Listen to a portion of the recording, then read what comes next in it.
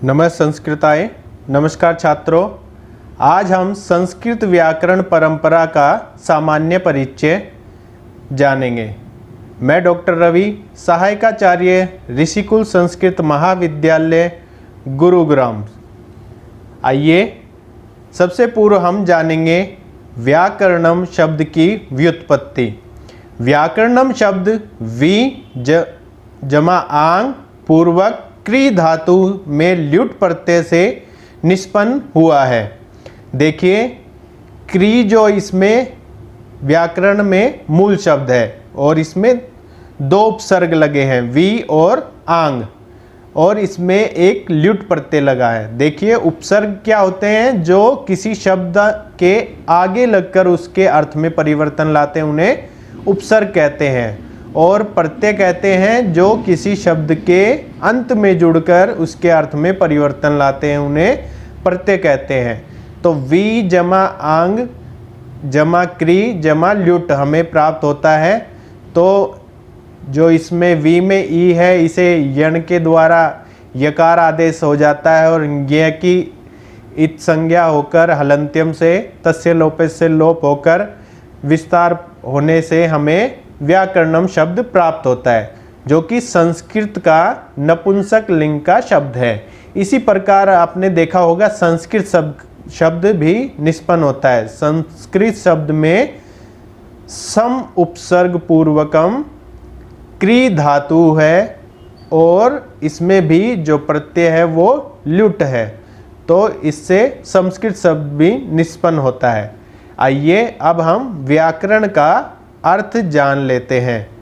व्याकरण का अर्थ वह शास्त्र जिसमें किसी भाषा के शब्दों के शब्द रूप तथा वाक्यों के शुद्ध व्यवहार आदि के नियमों का वर्णन हो, अथवा हम ऐसे भी कह सकते हैं व्याकरण वह शास्त्र है जिसमें ध्वनि, वर्ण, शब्द, पद, वाक्य आदि के शुद्ध रूप को बताया जाता है। इससे भाषा शुद्ध, प्रभावी, समझने योग्य व पठनीय बनती है। देखिए, ये तो हुआ व्याकरण शब्द का ज्ञान।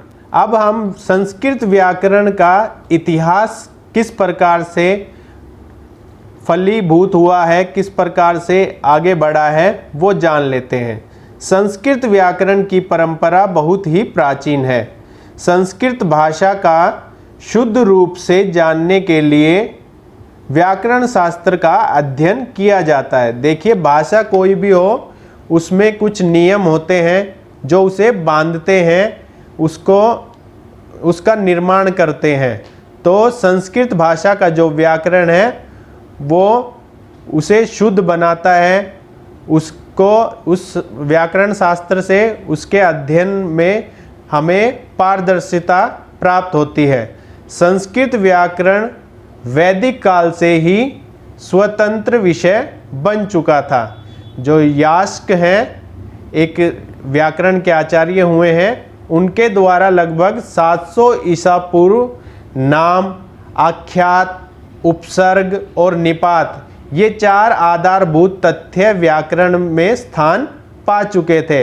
इनने इन चारों के विषयों को आधारित बनाकर व्याकरण में अनेक कार्य किए थे। जो महर्षि पाणिनि हैं, वो लगभग 550 ईसा पूर्व, इनसे पूर्व बहुत से व्याकरणों की रचना हो चुकी थी। देखिए, जो पाणिनि थे उनका समय 550 ईसा पूर्व माना जाता है और इनसे पूर्व भी बहुत से आचार्य हुए थे जिन्होंने व्याकरण पे बहुत सा कार्य किया था, जिनमें केवल आपिशली और कास्कृत्सन के कुछ सूत्र आज प्राप्त होते हैं। तो जो ये आपिशली और कास्कृत्सन है, इनने जो सूत्र रचे थे उनके भी कुछ अंश आज हमें प्राप्त होते हैं। बाकी काल के ग्रास बनने के कारण आज उपलब्ध नहीं होते। परंतु आज हमें संस्कृत व्याकरण का जो स्वरूप दृष्टिमान होता है, उसका इतिहास श्रृंखलाबद्ध रूप से पाणिनि जी से ही आरंभ होता है। देखिए, अगर हम पीछे जाके देखेंगे तो मूल रूप से आज जो हमारी संस्कृत का स्वरूप है वो पाणिनि व्याकरण के कारण ही हमें दिखाई देता है। इनसे पूर्व बहुत से आचार्य हुए जिन्होंने कार्य किया, परंतु वो उपलब्ध न होने के कारण उसे हम इतना व्यवस्थित रूप से उपलब्ध नहीं कर सकते या जान नहीं सकते। तो श्रृंखलाबद्ध तरीके से अब पीछे जाकर हम देखेंगे तो वो पाणिनि तक ही पहुंच पाते हैं। आइए, उनके द्वारा रचित एक प्रमुख व्याकरण ग्रंथ है अष्टाध्यायी। इसके विषय में अब हम जान लेते हैं, इसके सामान्य परिचय के विषय में। पाणिनि रचित संस्कृत व्याकरण का प्रसिद्ध ग्रंथ है। इसमें 8 अध्याय हैं। ये 8 अध्यायों में विभक्त होने के कारण ही इसे अष्टाध्यायी ग्रंथ कहा जाता है और प्रत्येक अध्याय में 4-4 पाद हैं। तो 8 अध्याय में 4-4 पाद होने के कारण कुल 32 इसमें मुख्य पाद हैं। इसका भारतीय भाषाओं पर बहुत बड़ा प्रभाव है। साथ ही इसमें यथेष्ट इतिहास विषयक सामग्री भी उपलब्ध है। वैदिक भाषा को ज्ञेय, विश्वस्त, बोधगम्य एवं सुंदर बनाने की परंपरा में पाणिनि अग्रणीय हैं। संस्कृत भाषा को तो यह ग्रंथ आधार ही है। देखिए, जो अष्टाध्यायी ग्रंथ है वो संस्कृत भाषा का आधार ग्रंथ माना जाता है, क्योंकि जितने भी आज संस्कृत में नियम दिखते हैं वो अष्टाध्यायी ग्रंथ के ही नियमों के आधार पर संस्कृत भाषा आज चल रही है। उनके समय तक संस्कृत भाषा में कई परिवर्तन हुए थे, किंतु अष्टाध्यायी के प्रणयन से संस्कृत भाषा में स्थिरता आ गई तथा यह प्राय अपरिवर्तनशील बन गई। अष्टाध्यायी में कुल सूत्रों की संख्या 3996 है। इसमें संधि, सुबंत, कृदंत, उणादि, आख्यात, निपात, उपसंख्यान, स्वर विधि, शिक्षा और तद्धित आदि विषयों का विचार है। अष्टाध्यायी के पारिभाषिक शब्दों में ऐसे अनेक शब्द हैं जो पाणिनि के अपने बनाए हैं और बहुत से ऐसे शब्द हैं जो पूर्व काल से प्रचलित थे। पाणिनि ने अपने रचे शब्दों की व्याख्या की है और पहले के अनेक पारिभाषिक शब्दों की भी नई व्याख्या करके उनके अर्थ और प्रयोग का विकास किया है। देखिए, बहुत से ऐसे शब्द होते हैं जो समय के अनुसार गति करते हैं। जो पाणिनि जी से पूर्व आचार्य हुए उनने कुछ शब्दों की परिभाषा अपने ढंग से दी, लेकिन समय के अनुसार उन शब्दों में किस प्रकार उनके अर्थ में परिवर्तन आया उस विषय को आधार बनाकर उन पर व्याख्या पाणिनि जी ने अपने अनुसार की। आरंभ में उन्होंने 14 सूत्र दिए जिन्हें माहेश्वर सूत्र कहा जाता है। इन्हीं सूत्रों के आधार पर प्रत्याहार बनाए गए जिनका प्रयोग आदि से अंत तक पाणिनि जी ने अपने सूत्रों में किया है। देखिए, कोई भी सूत्रकार ऐसा माना जाता है कि अपने सूत्र में एक मात्रा अगर कम कर पाता है तो वो इस प्रकार का उत्सव मनाता है जिस प्रकार उसे पुत्र रत्न की प्राप्ति हुई। तो ऐसा ही इन प्रत्याहारों ने पाणिनि जी के लिए कार्य किया।